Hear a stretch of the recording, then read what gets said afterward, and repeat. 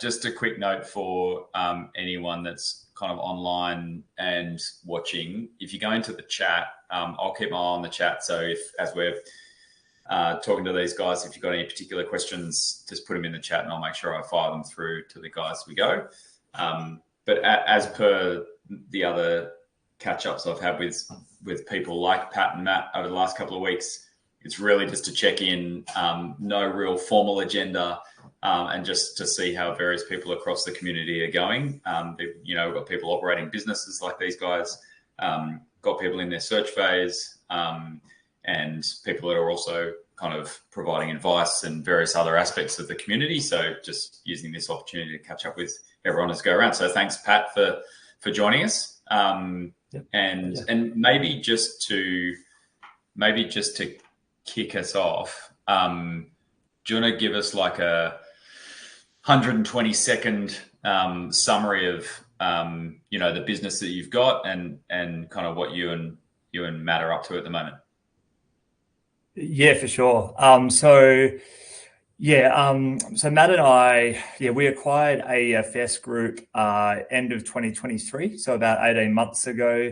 We're a fire protection services provider in Victoria. So existing commercial buildings, we go into those buildings, get on contracts to go in monthly and inspect and test the systems. And then if any part of the system is defective, we've got a team of electricians and sprinkler fitters who will go in and fix any issues. So 18 months in, lot of changes along the way, and we've just been trying to space those changes appropriately as we go. The last major one that we knew we would have to go through going into the deal was on the technology side. So we knew we would have to move software platforms that run the software that runs our whole business, all the technician scheduling and the quoting and invoicing and everything. And so we're going through that right now. So that's the most pressing issue on our minds. 1st of July is go live date. We've got over 1,000 properties. We've got hundreds of customers, and trying to set up in a totally new system has been it's been a bit of a challenge. So that's my 120-second on the main thing on my mind right now. Perfect. So fire services, how many employees in the team?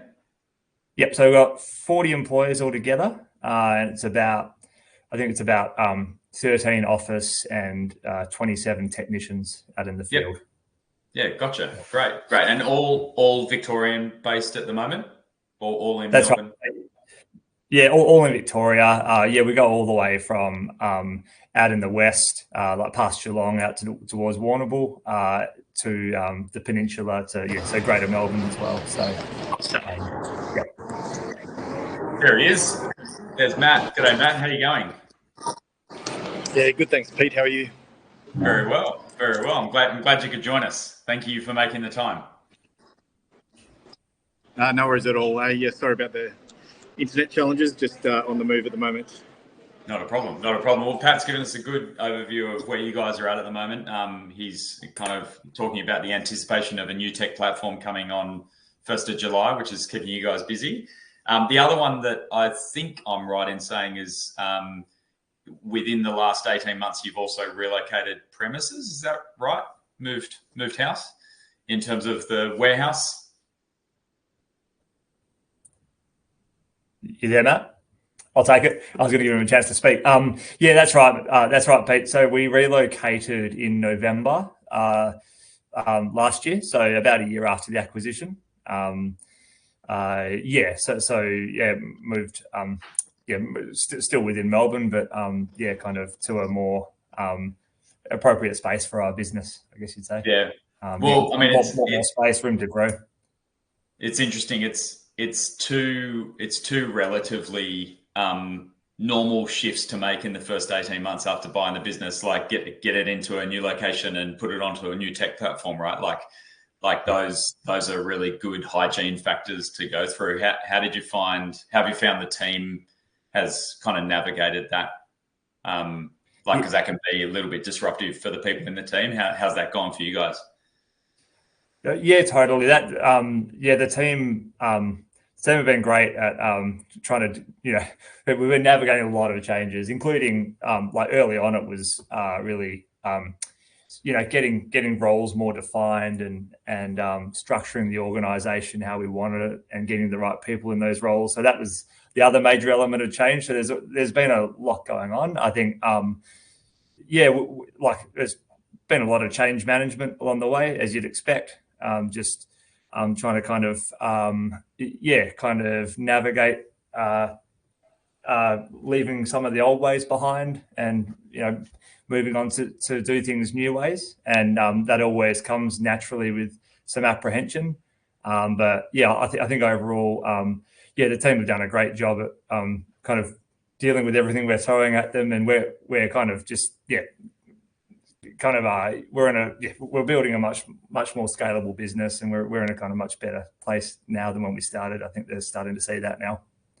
Yeah, and 18 months is quite an interesting point. I was listening to a podcast from the US the other day, and the 18-month point is what this particular investor was talking about as the point at which your understanding of the business and the sector really you're starting to get to that maturity level there's a big difference between day one and 18 months. That accelerated curve in the first 12 is quite steep, but by 18, you're really starting to get over the hump and see the next horizon. How would you compare your understanding of and comfort level with the business and the sector from, 12 to 18 months ago to today? Hugely different, like you said, Steve. Pete, it's been, I think now we've kind of we've got down into the weeds in quite a few parts of the business, so we really understand it to quite a detailed level. We're kind of, we've got a good sense of the industry, of the competitors, of the employee base throughout Victoria. We're at the point where once we can get over this, final technology transformation, we're looking at what's next. And I think we feel, really well equipped to, and way better equipped than when we did the initial acquisition to kind of look at what's next. Matt, can you hear us? Yeah, can you hear me all right now? Yeah, there we go, mate. Good. While we've got you, just in case it breaks up, I'll ask you a question, Matt. You ready?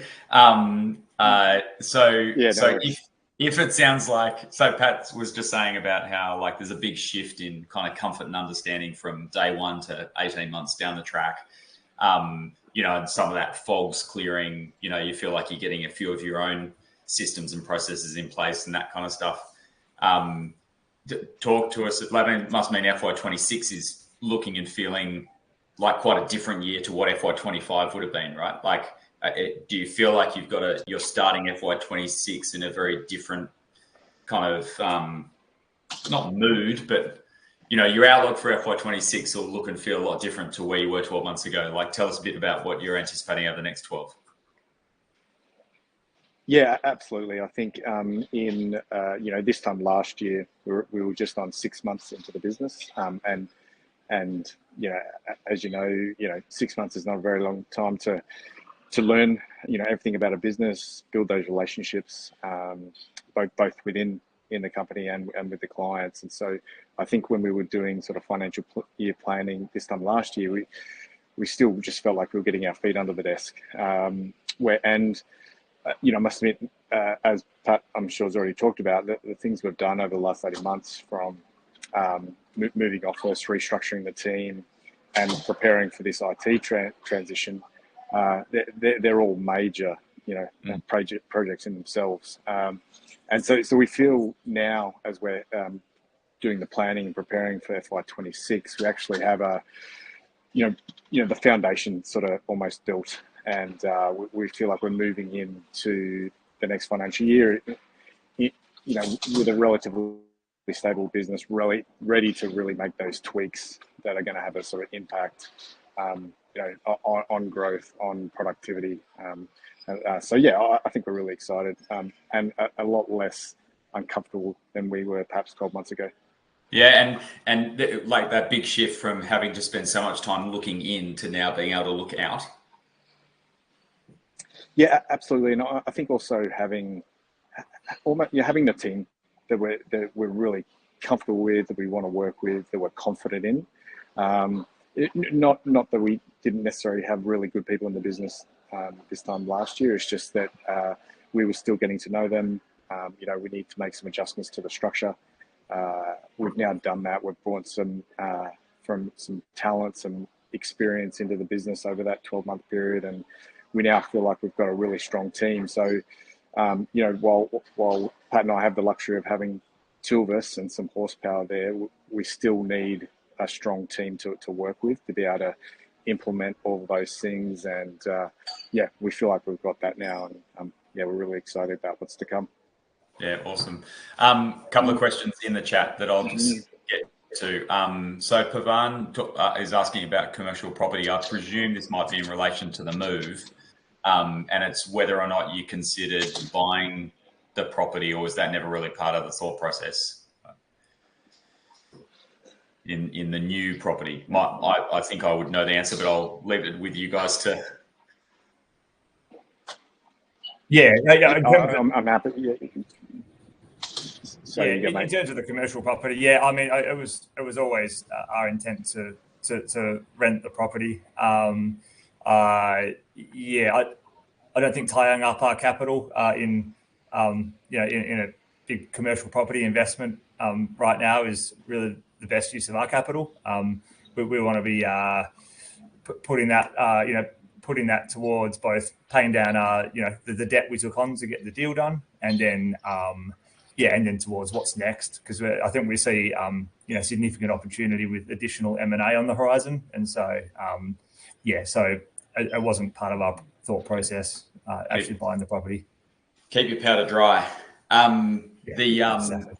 The next one's from Ash, and I'll see if I can help with the coordination. So this one's for you, Matt.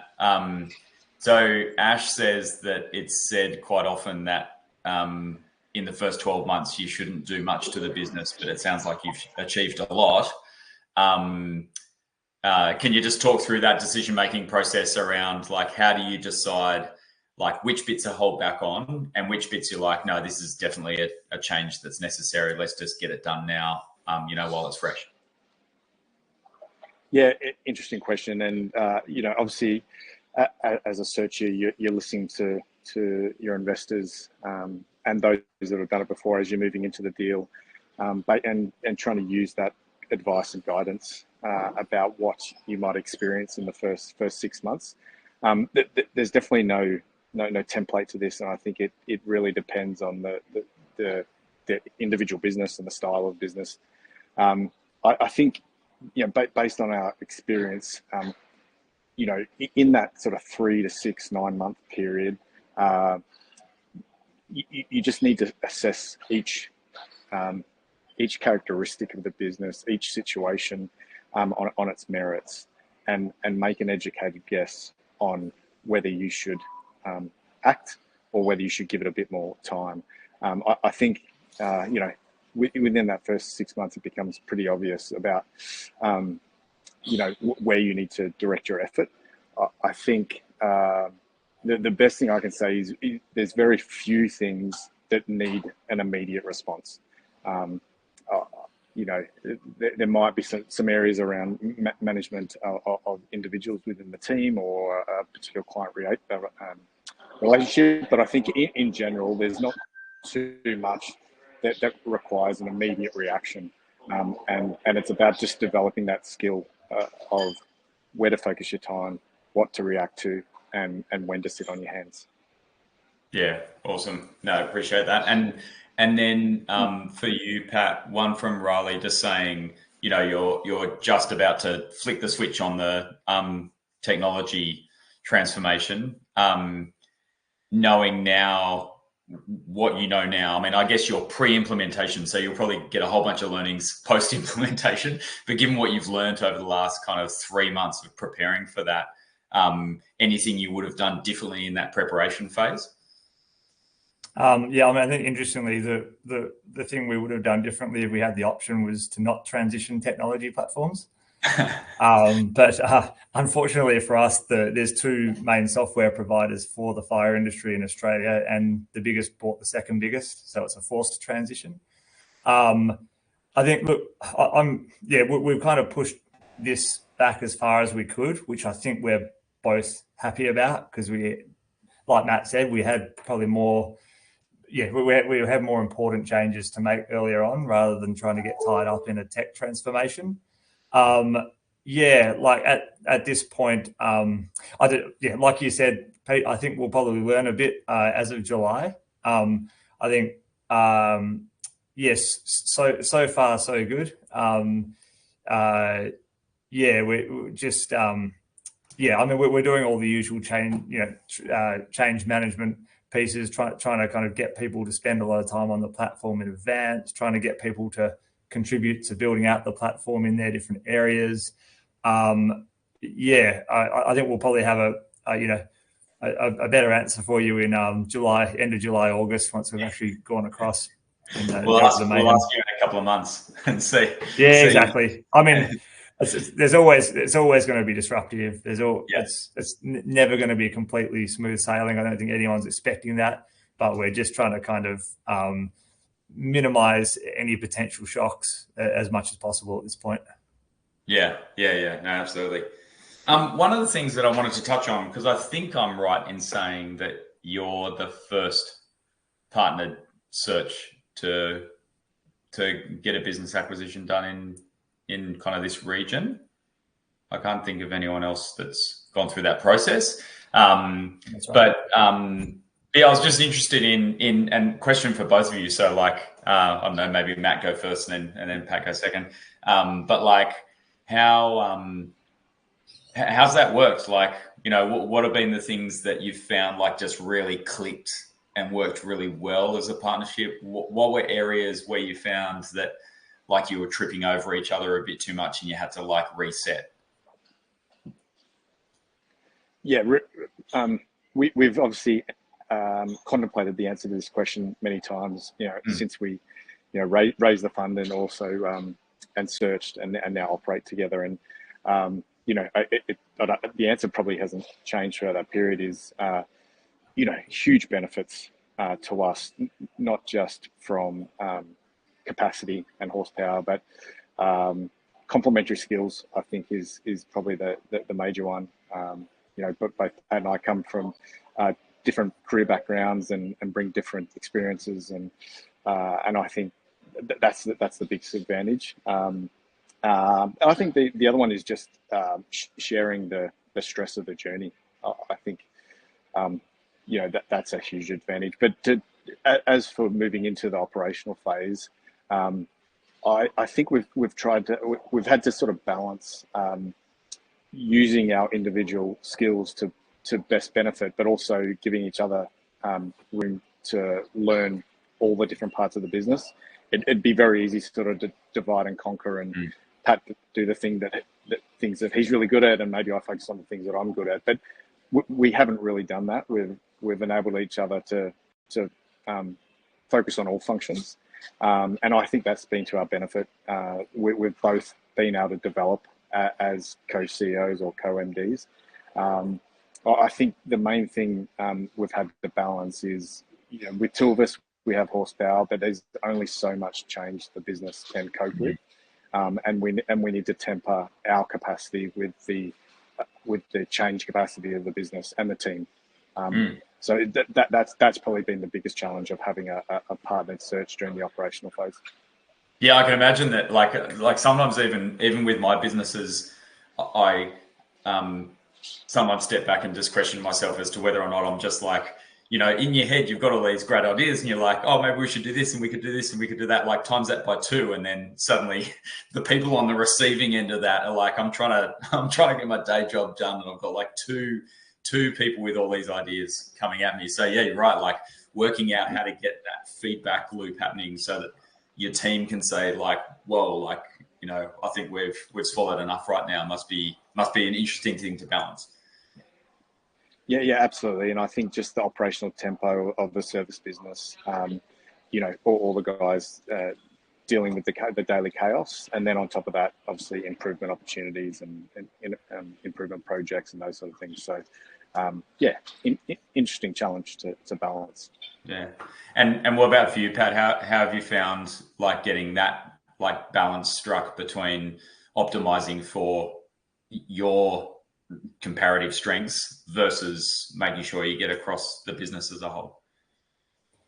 Yeah, I mean, not a lot to add to what Matt said. I think, I think we've intentionally shared the workload, across all the various aspects between us. At some point, maybe it makes sense to kind of, hone in on particular areas ourselves. But at this point, I feel like, it's been great for both of our development to actually get involved in all parts of the business. Have you had a point of contention yet? A strategic direction or decision-making point where you've had to kind of take it off site and really debate it hard? Yeah, we're normally pretty. I don't know. Matt's got a different opinion, but I'd say we're normally actually very aligned. We kind of probably find each other finishing each other's sentences a bit nowadays, which is quite amusing. But I don't know. Nothing major. Nothing major. Yeah. No. We're able to work through things pretty quickly. Yeah, I would say it's very rare for us to be misaligned. We generally think the same, which is great. I think the journey into a business and running a business is stressful, and on rare occasions, I think that stress gets the better of both of us, and we just have to work through. But I would say that those moments are rare. Yeah. I've been working with my business partner on my first acquisition for kind of 13 or 14 years now. I mean, we've known each other for 25 years, but yeah, like I'd say one of the things we've gotten best at is working out how to have a good argument. Like, because we will have things where, I think we should turn left and he thinks we should turn right. And you just hone that skill of like really kind of getting the best out of that difference rather than necessarily just finding friction and agreeing to go one person's way or the other, as opposed to actually coming up with the collaborative outcome. So, it's good. Part of it too is just sorry. Part of it too is probably just like jumping on top of things straight away. I think both Matt and I are both pretty upfront, and don't let anything fester. Like if there's something on your mind, say it. Like we've been working together for nearly 4 years now, so I think that's another important part. Yeah, it's good. I mean, because I just think that there are lots of people that are either already on the pathway for or would be considering a partnered search. And I do think it's obviously different to a solo one. So, learning from the experience you guys have had is awesome because, you've taken it through multiple stages of this process. And so you've got some really interesting feedback on that front. Couple of questions from the chat. Pavan says about the kind of restructure you touched on. Anything in particular that kind of stood out that meant you wanted to kind of move a few things or move a few people around? Or was it more just now that you're in the business and have replaced the old owner, just the nature of the way in which those roles worked had to change because it's got a different leadership? I think the thing that we found when we moved into the business, and which I think is quite typical of small to medium-sized businesses, is there's a number of employees in the team, but the roles and responsibilities are probably less defined, and so you have a lot of good people working hard and doing good things and keeping the business running, but there's often gaps. And things fall through those gaps because it may not necessarily fit neatly into someone's role or responsibility. So I think in terms of restructuring the team, the main thing we focused on was having clear lines of accountability and responsibility, having clear role descriptions, and then making sure all the key functions naturally aligned with one of those positions. So I think it was just about clarity of role rather than large scale changes.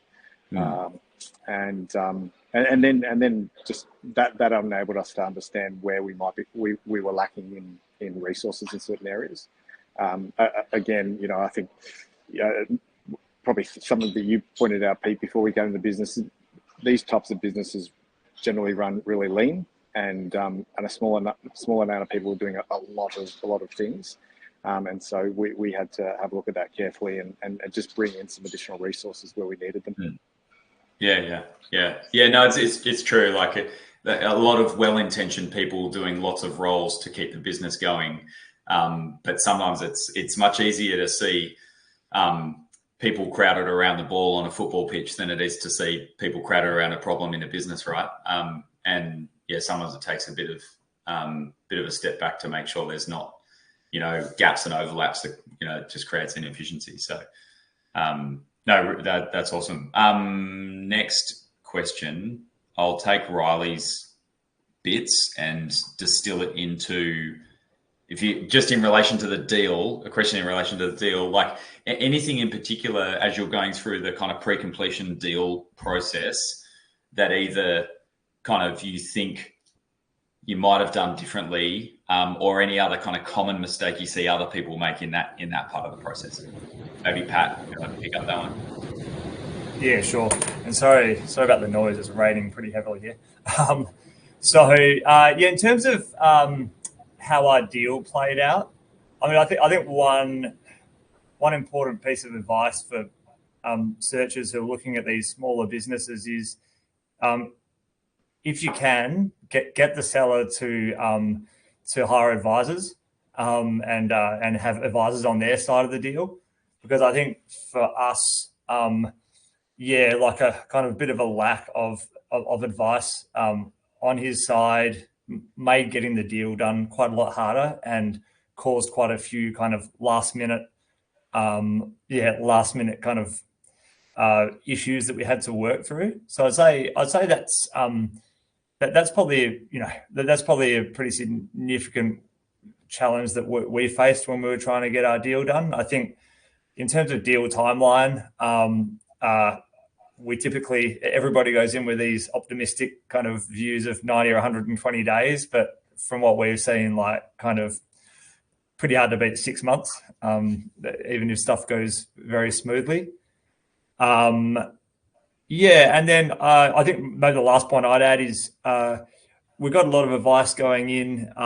We structured an earn-out and we had an agreement with the old owner to stick around for a period of time. The advice we always got was don't count on that. Like it totally changes, the relationship, the dynamic once you've got the keys. And so look, we got a decent period of time out of the old owner, but probably not, not as long as we had initially discussed. So I just say, don't necessarily bank on the old owner sticking around for a long time and being kind of prepared to work under the new business for a long time. Anything you'd add to that, Matt? I think the only other advice would be throughout the DD into the final negotiations, you're balancing momentum, the amount of information available, and timeline, and you're never going to optimize any of those three. If you want the data on everything, it'll take a very long time, and if you want to be able to maintain momentum, then you've got to give ground in other areas. So it's you're balancing those three areas continuously, and at some point you've got to decide what areas of data you may be willing to give up in terms of maintaining momentum and keeping the timeline efficient. Yeah, all of those points are excellent advice. Even if asked generically, like I probably would have come up with exactly the same line item. So that's really, really super advice on all those points. It's an interesting process, isn't it? Like getting through and then seeing what happens on the other side. But that's super valuable. Just changing tack a bit. And you might be finding that this is less so now if we're talking about the current kind of quarter and probably more so in the first 6 months. But tell us, like, have you got any examples of where you guys have kind of either had to or chosen to get out on site or go and deal with a customer problem, or like, tell us a little bit about like right at the coalface. You know, have you had to go and help one of your team pull cable, or like, you know, get really hands on at any point in time? Yeah, I think from a technical point of view, I think we did early on, as in, you know, so broadly we have electrical, sprinkler fitters or plumbers, and fire extinguisher technicians. I think very early on, Pat and I were out on site more as a learning mechanism more than anything else, and we found that super helpful. One, in terms of just building some relationships with the technicians, but also just get a better understanding of how we were delivering our services. And so for me personally, I spent a couple of days changing sprinkler heads in a large building in the CBD, and just working with two of our sprinkler fitters. So yeah, I think we did a lot of that early on. I think it's probably one area that we found we haven't been able to maintain just through the availability of time. I think the other one is probably just getting face to face with clients. It's something that the previous owner sort of carried probably for the first 4 or 5 months, and then over the last 12 months, it's an area that we've really had to improve, and so we deliberately, for our top, say, 10 clients, set up monthly or quarterly meetings where we're sitting in front of them and going through, you know, how we're performing, what are the key issues, where do we need to improve. And so, yeah, I think it's definitely something we need to continue to work on in the next 12 months is both time out in the field with the technicians, but face-to-face with big clients. Yeah. Pat, any other comments on that? I think just establishing, you know, a little bit of street cred and just showing you're not, you know, scared of getting your hands dirty was quite important early on. No job was like too menial for us. You know, you just want to get out and learn what everyone's doing and all the activities along the way, and what's going well, what are the pain points. So I think, yeah, Matt and I threw ourselves into a lot of that, especially early on. It's helped us to develop a very detailed understanding of how the business runs at this point. And yeah, like Matt said, we do want to keep doing that when we get opportunities. It's just, just trying to kind of manage our time right now. Yeah. Well, and maybe like you were saying earlier, like with some of these like internal projects out of the way in the next month or so, like you might find that time frees up in FY26, and you can start to reallocate some of that focus to that outward looking stuff, which is always like super exciting, right? Like actually getting out on a customer site with the team, like, and seeing what they do, and like seeing the customer's response, and like that's where the real rubber hits the road, right? Like that's the reason for the business existing. Really enjoyable. So we're almost at time. Just a quick reminder into the chat, if anyone's got any questions, dump them in there. It's been really active, so appreciate your engagement. As we start to get close to wrapping time, if we were to catch up again in another 12 months, don't worry, I won't pull out this recording. But if I did pull out this recording, what's your message to your 12-month future self? You know, what are you anticipating that we'd be talking about in 12 months' time? Maybe Pat, go first. Matt, yeah, great. Look, I think it's quite hard to see it when you're in the thick of things like we are right now with all this change. But I think in 12 months' time, we'll at that point we'll have a stable, scalable business, and we'll probably be looking back at ourselves at this point in time, just saying, just hang in there for a bit longer. You just got to get through this last major change, and then life's going to get a bit easier. I think in 12 months' time, our intent by that point will have been to actually focus on expanding the business. To date, it's been stabilizing. The next year is expanding, whether that's organically around Melbourne, whether that's M&A in Melbourne or around the place. I think we'll have made good headway into that this time in the year. Yeah, great. And what about you, Matt?